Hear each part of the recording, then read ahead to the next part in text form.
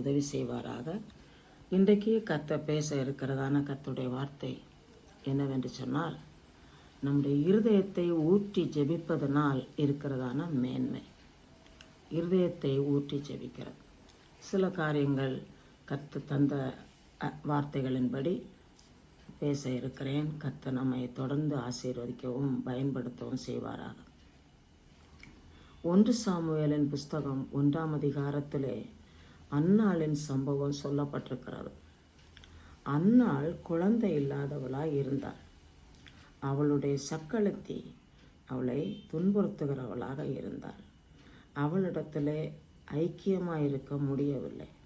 இதன் விளைவாக இவர்கள் வருடந்தோறும் ஆலயத்திற்கு செல்லும்போது துன்புறுத்துகிறதன் விஷயமாக இவள் அழுது கொண்டு சாப்பிடாமல் இருக்கிறாள். புருஷனானவர் அவளை பார்த்து, நான் உனக்கு போதாதா என்று சொல்லும்போது, அவள் அன்றைக்கு ஒரு நாளிலே சீலோவில் அவர்கள் ஆலயத்தில் சென்று புசித்து குடித்து இருக்கும் நிலையிலே அங்கே ஏலி ஆசாரியர் அங்கே வாசல் நிலை அண்டையில் ஒரு ஆசனத்தில் உட்கார்ந்திருந்தார். ஆனால் அன்னாள் போய் மனம் கசந்து மிகவும் அழுது கர்த்தரை நோக்கி விண்ணப்பம் பண்ணினார். நம்ம இருதயத்தை ஊற்றி ஜெபம் பண்ணும்போது பிறருடைய பார்வையிலே புரியாது.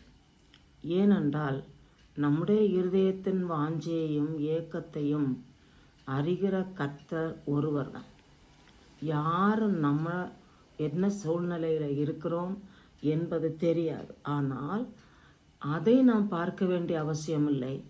நாமும் கர்த்தரும் என்ற உணர்வுடன் நம்முடைய இருதயத்தை ஊற்றி ஜெபிக்க வேண்டும். இந்த அன்னாள் பொருத்தனை பண்ணி ஜெபம் பண்ணினால், கர்த்தரை நோக்கி விண்ணப்பம் பண்ணினால், மனம் கசந்து அழுது ஜெபம் பண்ணினால், கர்த்தருடைய சன்னதியிலே வெகு நேரம் ஜெபம் பண்ணினாள் என்று சொல்லப்படுகிறது. ஏலி அந்த ஆசாரியராக இருந்தும் அவருக்கு இவளுடைய இருதயத்தின் ஏக்கம் புரியவில்லை. அதனாலே அவளை குற்றப்படுத்தும் போது அவள் சொல்லுகிறாள். 1ஆம் அதிகாரம் 1 சாமுவேல் 1ஆம் அதிகாரம் 16ஆம் வசனத்திலே, உம்முடைய அடியாளை பேலியாளின் மகளாக எண்ணாதேயும், மிகுதியான விசாரத்தினாலும் கிளேசத்தினாலும் இந்நேரம் மட்டும் விண்ணப்பம் பண்ணினேன். 15ஆம் அதிகாரத்தின் கடைசி பகுதி, நான் கர்த்தருடைய சந்நிதியில் என் இருதயத்தை ஊற்றிவிட்டேன். அப்போது அந்த ஆசாரியன் என்ன சொல்லுகிறார்? உன் விண்ணப்பத்தின்படி தேவனிடத்தில் உனக்கு கிருபை கட்டளையிடப்படட்டும் என்று சொல்லி வாழ்த்தினார். கர்த்தர் அவளுடைய விண்ணப்பத்தை கேட்டு பதில் கொடுத்து அவள் சொன்ன பொருத்தனையை நிறைவேற்றினாள் என்று 1ஆம் அதிகாரத்தில் வாசிக்கிறோம். நம்முடைய ஆத்துமாவை ஆண்டவரோடு சேர்த்து இணைத்து ஜெபம் பண்ண கர்த்தர் எதிர்பார்க்கிறார். என் ஆத்துமா கர்த்தரை நோக்கி கொண்டிருக்கிறது என்று தாவீது ராஜா பாடுகிறார். சங்கீதம் 42 2 முதல் 5 வரை உள்ள வசனங்களில் வாசிக்கும்போது, என் ஆத்துமா தேவன் மேல், ஜீவனுள்ள தேவன் மேல் தாகமாயிருக்கிறது. இந்த ஆத்துமா தாகத்தை இந்த உலகத்தில் வேற யாரும் அறியவும் முடியாது, நிறைவேற்ற முடியாது.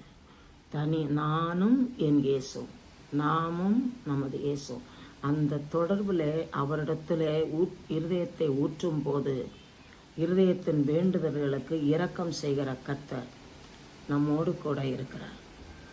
இன்னும் 62ஆம் சங்கீதத்தில், சங்கீதம் 62 2ஆம் வசனம், அவரே என் கன்மலையும் என் ரட்சிப்பும் என் உயர்ந்த அடைக்கலவுமானவர், நான் அசைக்கப்படுவது இல்லை என்று சொல்லியிருக்கிறார். 8ஆம் வசனத்தில், ஜனங்களை எக்காலத்திலும் அவரை நம்புங்கள், அவர் சமூகத்தில் உங்கள் இருதயத்தை ஊற்றிவிடுங்கள். எந்த சூழ்நிலையிலும் இருதயத்தை அவரிடத்தில் ஊற்றி விடுங்கள் என்று தாவீது ராஜா பாடியிருக்கிறார்.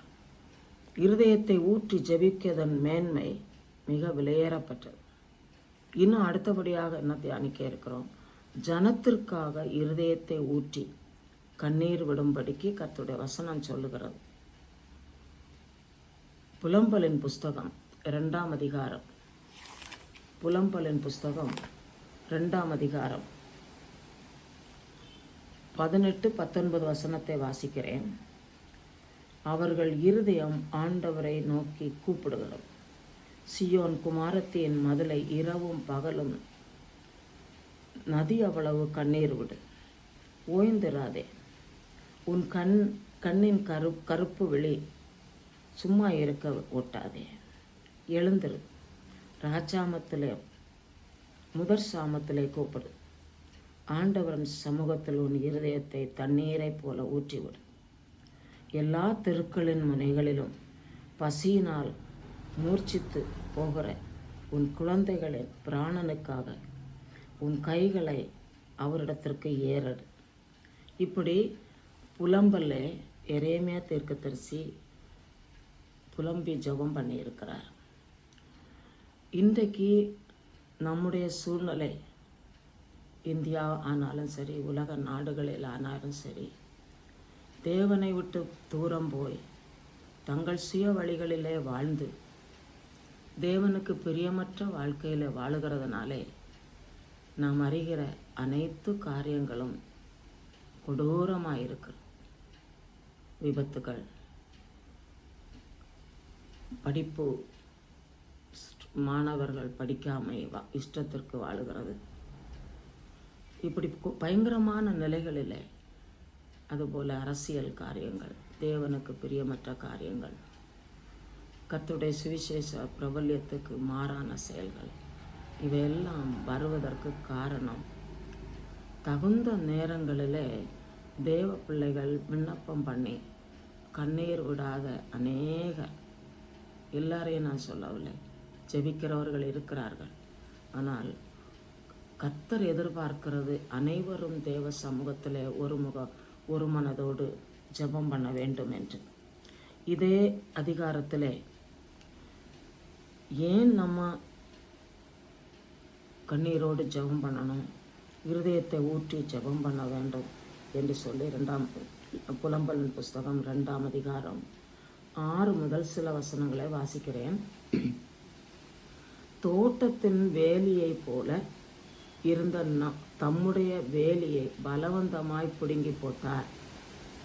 சபை கூடியிருக்கிற தம்முடைய ஸ்தலங்களை அழித்து போட்டார். கர்த்தர் சீயோனிலே பண்டிகையையும் ஓய்வு நாளையும் மறக்க பண்ணி, இப்படி சொல்லியிருக்கு.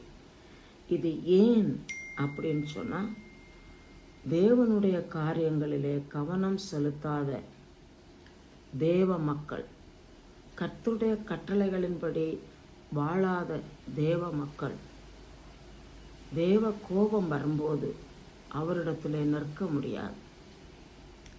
இஸ்ரவேல் ஜனங்களும் அவிசுவாசப்பட்ட போது, முறையிட்ட போது, முறுமுறுத்த போது தேவன் அவர்களை தண்டித்தார். இப்போ இவங்க இந்த எரேமியாவின் நாட்களிலே சிறையிருப்பில் இருக்கிறார்கள். அந்த நாட்களிலேயும் ஜெபிக்கிறவர்கள் அநேகர் இருந்தார்கள். அதில் ஒருவர் எரேமியா தீர்க்கதரிசி இப்படி ஜெபம் பண்ணுகிறார். 8வது வசனத்தை வாசிக்கிறேன். புலம்பல் 2:8.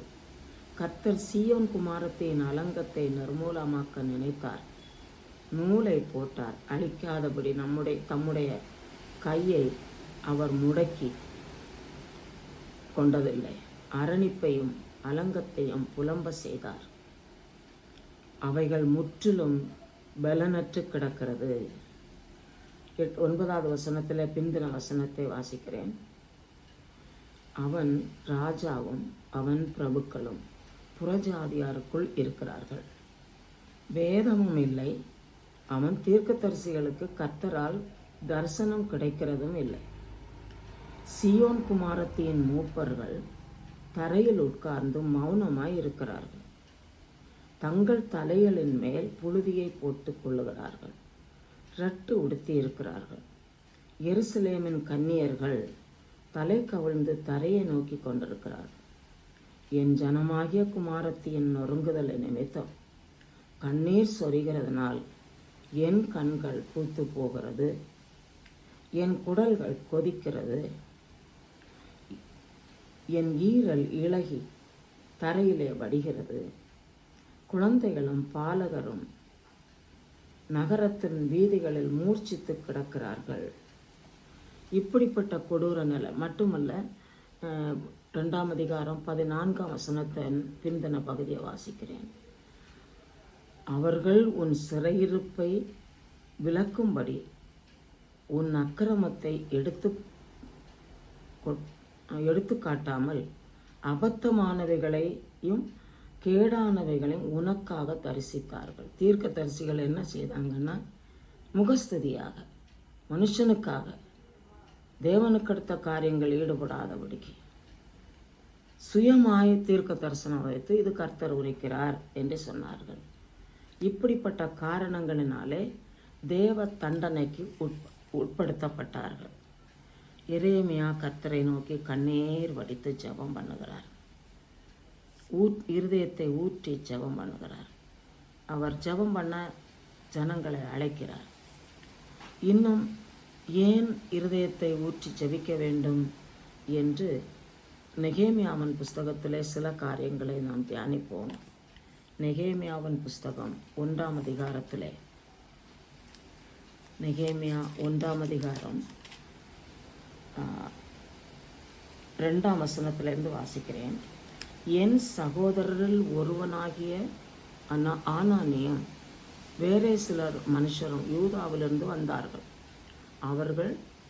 அவர்களிடத்தில் நான் சிறையிருப்பில் மேய்ந்து தப்பின யூதரின் செய்தியையும் எருசலேமின் செய்தியையும் விசாரித்தேன்.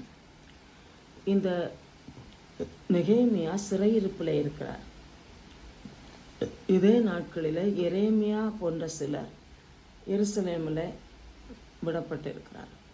எல்லா இடங்களிலேயும் துன்பம், நெருக்கம். தேவனை நோக்கி கூப்பிடுகிறவர்கள் தேவனை நோக்கி கூப்பிடுகிறார்கள், மற்றவர்கள் உபத்திரவப்படுத்தப்பட்டிருக்கிறார்கள். இதனாலே நெகேமியா சிறையிருப்பில் இருந்து கொண்டு தன்னுடைய இடத்துல ஜனங்களை குறித்த காரியங்களை விசாரிக்கும் போது என்ன சொல்லப்பட்டது என்றால், அந்த தேசத்திலே மகா தீங்கையும் நிந்தையையும் அனுபவிக்கிறார்கள்.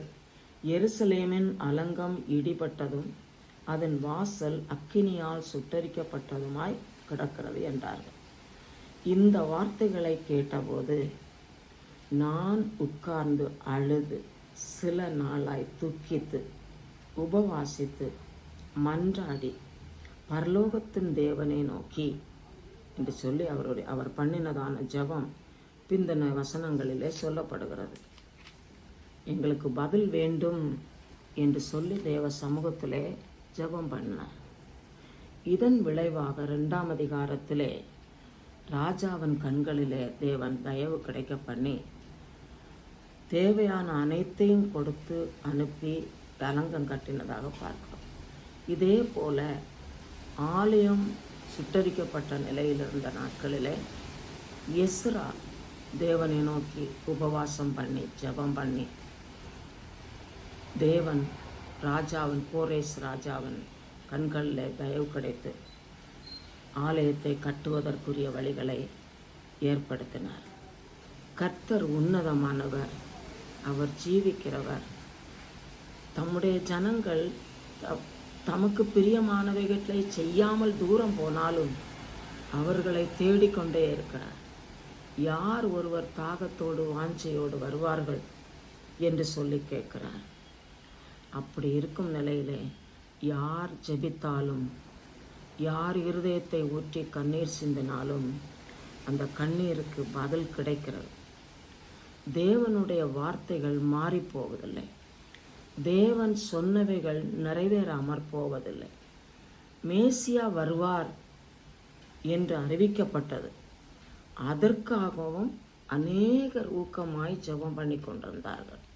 சிமியோன், அதுபோல் அன்னாள் என்கிற ஸ்திரீ, ஒரு வயது முதிர்ந்த ஸ்திரீ. லூக்கா எழுதின சுவிசேஷம் 2ஆம் அதிகாரத்திலே சொல்லப்பட்டிருக்கிறது. இரவும் பகலும் ஆராதனையில் ஆலயத்தில் சென்று உபவாசித்து ஜெபிக்கிற ஸ்திரீ. அந்த நேரத்தில் இயேசு பிறந்த பின்பு ஆலயத்திற்கு கொண்டு வருகிறார்கள். இயேசுவை பார்த்து புகழுகிறார். என்ன புகழ்ச்சி! ஜெபத்தை கேட்கிறவர் என்று சொல்லி அந்த இடத்துல அந்த வார்த்தையை சொல்லுகிறதை நாம் பார்க்கிறோம். லூக்கா எழுதின சுவிசேஷம் 2ஆம் அதிகாரம் 36 முதல் 38 வரை உள்ள வசனங்களிலே வாசிக்கிறோம். ஏறக்குறைய 84 வயதான அந்த ஸ்திரீ தேவாலயத்தை விட்டு நீங்காமல் இரவும் பகலும் உபவாசித்து ஜெபம் பண்ணி ஆராதனை செய்து கொண்டிருந்தார். அவள் என்ன செய்கிறாள்? இயேசுவை புகழ்ந்து எருசலேமிலே மீட்புண்டாக காத்திருந்த யாவருக்கும் அவரை குறித்து பேசினார். அப்போ அன்றைக்கு இயேசுவை எதிர்பார்த்து அவருடைய பிறப்பை எதிர்பார்த்து இருந்த அநேகர் இருந்தார்கள். அதில் இந்த ஸ்திரீ விசேஷம் கண்டு கர்த்தருடைய வார்த்தை நிறைவேறுதலை அறிவித்து மகிழ்ந்தார்கள். இப்போது இருக்கிய சூழ்நிலையில் இனி எப்படி ஆகும், இந்த காரியங்கள் எப்படி நடக்கும் என்று அநேக காரியங்களாக புலம்பிக் கொண்டிருக்கும் கால அளவில் நாம் வாழுகிறோம். கர்த்தர் நீதி உள்ளவர், அவர் நீதி செய்கிறவர், ஒருபோதும் கைவிடாதவர். ஜெபத்திற்கு பதில் உண்டு. இன்றைக்கு நாம் எதற்காக ஜெபிக்கிறோம்? நம்முடைய தனிப்பட்ட இருதயத்தின் வாஞ்சைக்காக ஜெபம் பண்ணுறோமா? நம்முடைய தேவைகளுக்காக ஜெபம் பண்ணுகிறோமா? இல்லை ஜனத்திற்காக ஜெபம் பண்ணுகிறோமா? ஜனத்தின் அகோர சூழ்நிலைகளை எண்ணி இவர்களுக்கு ஒரு விடுதலை வேண்டும் என்று ஜெபம் பண்ணுகிறோமா? இதுபோல தேவனுடைய ஊழியக்காரர்கள் பரிசுத்தத்திலும் பயபக்தியிலும் ஊழியத்தை வெற்றியாய் செய்வதற்காக கண்ணீர் விடுகிறோமா? மிஷனரிகளுக்காக அவர்களை கர்த்தர் பயன்படுத்தும்படியாக கண்ணீர் விடுகிறோமா?